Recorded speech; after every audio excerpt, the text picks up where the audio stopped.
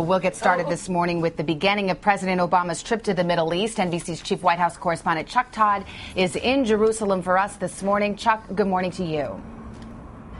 Well, good morning, Savannah. Among the first things the president said as he got off Air Force One, it's good to get away from Congress. That's sort of the tone he set, but there is more serious business here. This trip will be heavier on symbolism, probably lighter on substance.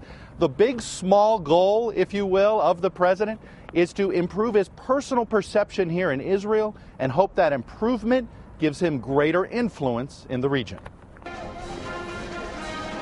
President Obama arrived this morning in Israel, his first visit here as president. Good. Thank you so much. Good to see you here. It's wonderful to be here. How are you, my friend? Great. Good to see you. Greeted with pomp and circumstance.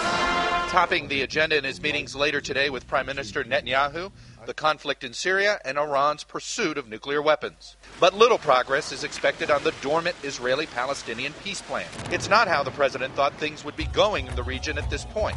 At the start of his presidency, he declared with great fanfare that he would begin pushing for peace immediately, unlike his predecessors.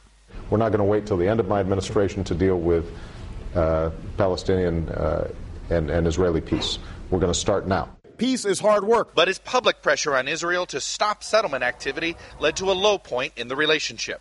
We believe the borders of Israel and Palestine should be based on the 1967 lines. It cannot go back to the 1967 lines because these lines are indefensible.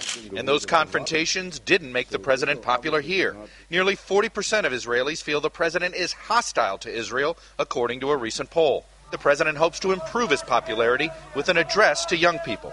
Each side has symbols and extraordinary sensitivities. And the problem is that each side's symbol is the other side's problem.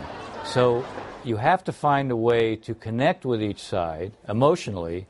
For their part, the Israeli embassy released a humorous video claiming the Obama-Netanyahu relationship is better than many believe.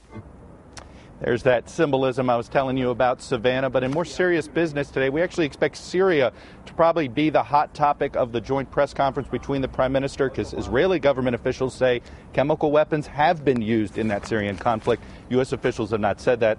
We'll be curious to hear what the president has to say about it. All right, lots to watch in Jerusalem this morning. Chuck Todd, thank you. And stay with NBC News. We will have complete coverage of the president's trip to the Middle East.